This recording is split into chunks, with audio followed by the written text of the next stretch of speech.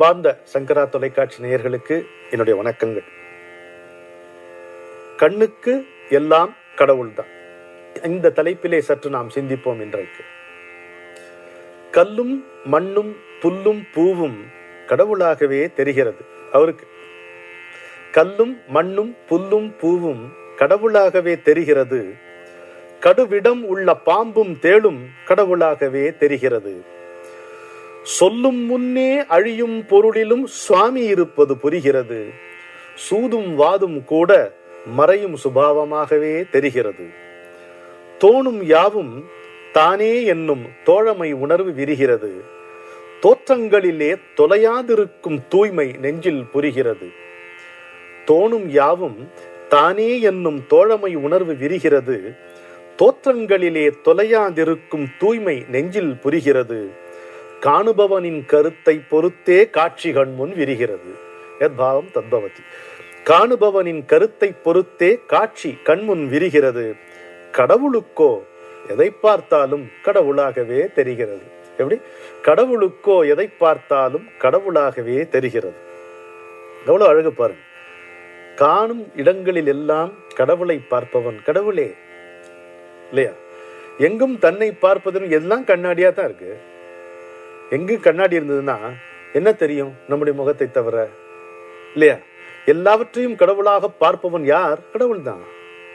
அதான் அவருக்கு யாரை பார்த்தாலும் எதை பார்த்தாலும் கடவுளாகவே. பண்டிதக சமதிருஷ்டின்னு சொல்றோம் இல்லையா?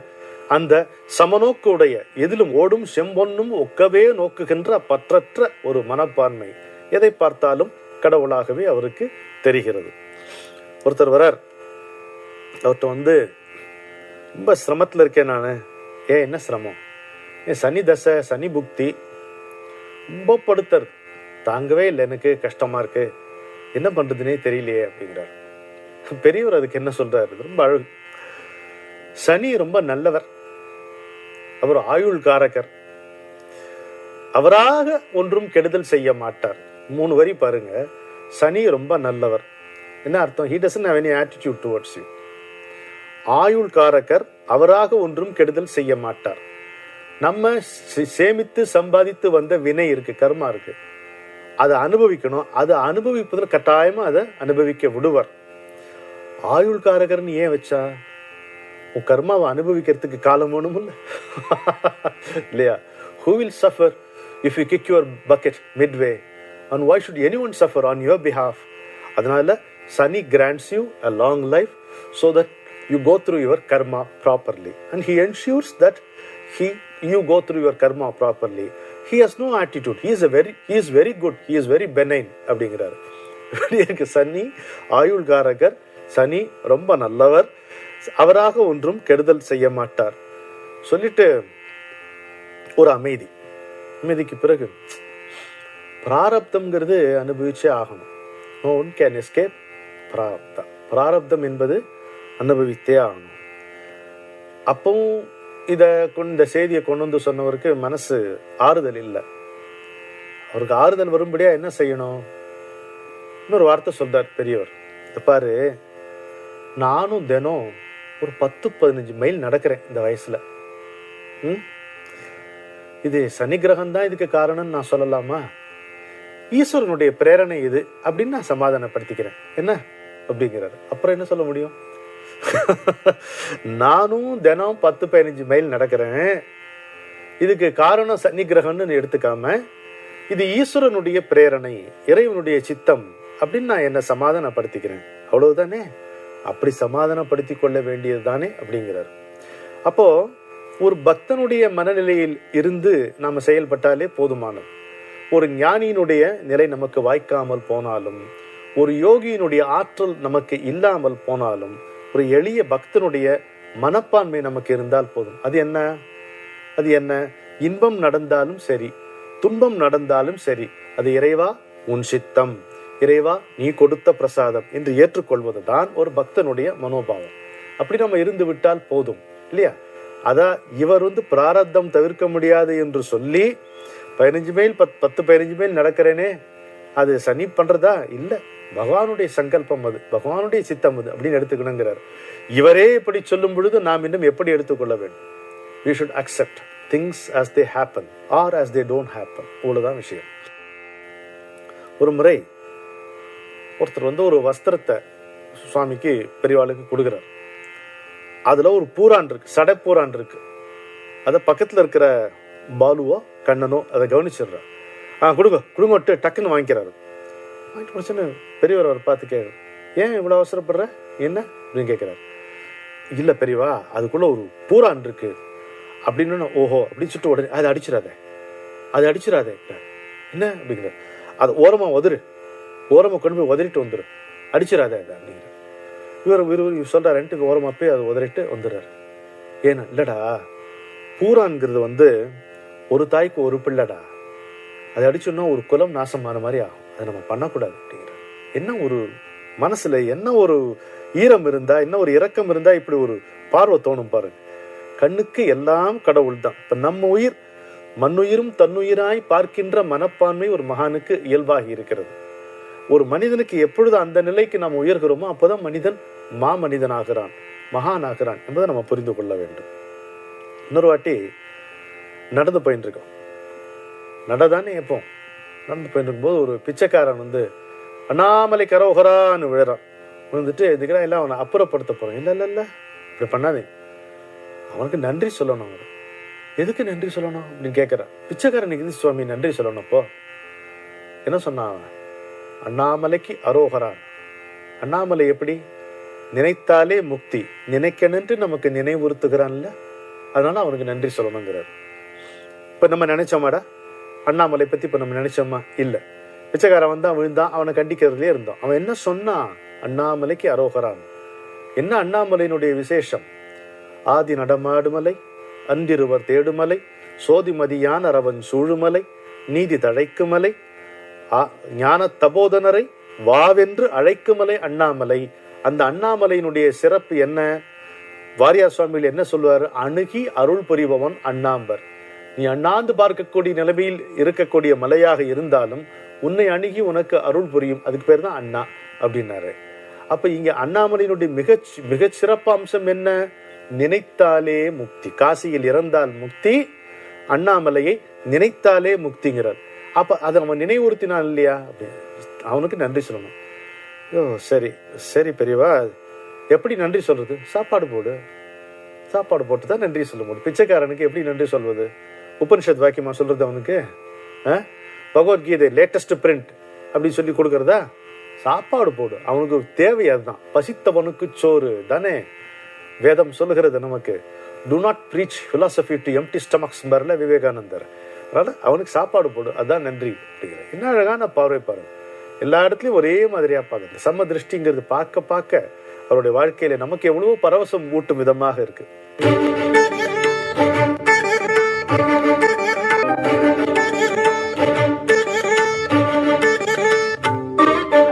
இன்னொரு அடியவர் அழகா வந்து ஒரு நாகாபரணம் செய்கிறார். சிவன் தலைக்கு மேலே வைத்துக் கொள்வது மாதிரி ஒரு நாகாபரணம். அதை அவருடைய ஆசை என்ன? சுவாமி வந்து மகாசாமியிலேருந்து அவர் தன்னுடைய தலையில அதை வச்சுக்கணும்னு பார்க்குறாரு. அதுக்காக கொண்டு வந்திருக்கார். அது கோரிக்கையே சொல்லலை. சுவாமி இந்த மாதிரி நாகாபரணம். ஓ நாகாபரணமா, நல்லா இருக்கே அப்படின்னு கையில் எடுக்கிறார். கையில் எடுத்தோன்னு கொண்டு வந்தவருக்கு பதைப்பு. ஆஹா, அந்த கை இன்னும் கொஞ்சம் உயரணும், அப்படியே போய் அதை தலையில வச்சுக்கணும் அப்படின்னு பார்க்குறார். நல்லா இருக்கு பார்த்து வச்சிருவார். சுவாரஸ்யம் போச்சு அவருக்கு. அப்போ ஒரு கிராமத்துலேருந்து ஒருத்தர் வர்றார். கிராமத்துலேருந்து ஒருத்தர் வந்தோடனே அவரும் நமஸ்காரம் பண்றார். உங்க கிராமத்துல என்ன தேவதை உங்களுக்கு அப்படின்னா? சுவாமி எங்களுக்கு நாகாத்தம்மன். இது என்ன தெரியறதா அவனுக்கு கேட்கிறார். இல்லை தெரியல சுவாமி, இந்த அது சிவன் தலையில் இருக்கக்கூடிய 5 மாதிரி அம்பாளுக்கும் அதுதான். உங்க ஊர்ல நாகாத்தம்மன் தானே, அவளுக்கு இது கச்சிதமா எடுத்துன்னு போ அப்படின்னு கொடுக்குறார். நல்ல வெள்ளியில செய்த நாகாபரணம். அதுல என்னன்னா, அதுல குறிப்பு, அந்த ஊர் அம்மனுடைய தலை அளவு இவருக்கு எப்படி தெரியும். சுவாமிகளுக்குன்னு பண்ணி இவர் எடுத்துன்னு வந்திருக்காரு. அதை வந்து அப்படியே கொடுக்குறார். உங்க ஊர் நாகாத்தம்மனுக்கு கொண்டு போ அப்படின்ட்டு. அந்த நாகாத்தம்மனுக்கு அது கச்சிதமா பொருந்துறது. நம்முடைய அப்பனுடைய தலை, அம்மையுடைய தலை ரெண்டும் ஒன்றுதான். சிவசக்தின்றது ஒன்றாக இருக்கிறதுன்றது எவ்வளவு அழகா இருக்கு பாருங்க. இந்த நுட்பத்தை கவனிங்க. இவர் வந்து தலையில சுவாமி வச்சுக்கணுறதுக்காக கொண்டு வந்தார். அவர் இன்னொருத்தருக்கு கொடுத்துட்டார். அதெல்லாம் நுட்பம். இதுல நுட்பம் அங்க இருக்கக்கூடிய அம்மனுக்கு கச்சிதமாக இது பொருந்துகிறது.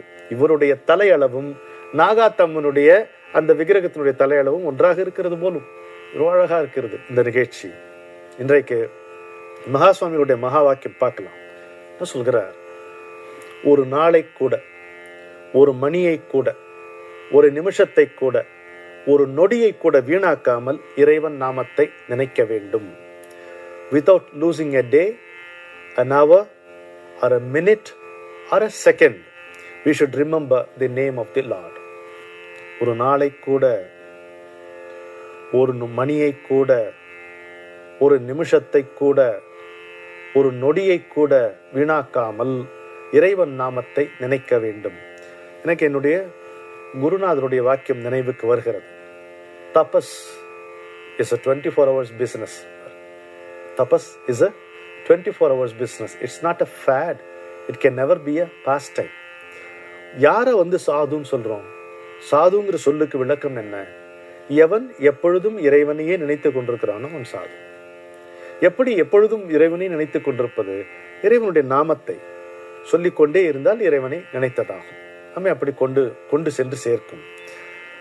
சரி, ஒரு நாளை கூட, ஒரு மணியை கூட, ஒரு நிமிஷத்தை கூட, ஒரு நொடியை கூட, எப்படி இவ்வளோ காரியங்கள் இருக்கோம். நம்ம செய்ய வேண்டிய வேலைகள் எவ்வளோ, ஒரு கடமைகளே இருக்கு. ஆசைகளை விட்டுருங்க. செய்ய வேண்டிய வேலைகள், கடமைகள் எவ்வளோ இருக்கு. வீட்டுக்கு சம்பாதிச்சுட்டு வர வேண்டியது இருக்கு. குழந்தைய ஸ்கூலுக்கு கொண்டு போய் விட வேண்டியதா இருக்கு. அவசரமா குளிக்க வேண்டியதா இருக்கு. வேற ட்ரெஸ் மாத்திக்க வேண்டியதா இருக்கு. எவ்வளோ இருக்கட்டும் எல்லாரும் எதை செய்யும் போதும் இறைவனுடைய நாமத்தை செய்யலாம். இப்போ நீங்க 24 மணி நேரம் ஷோடசோபச்சார பூஜை பண்ணணும்னு நம்மளால பண்ண முடியுமா?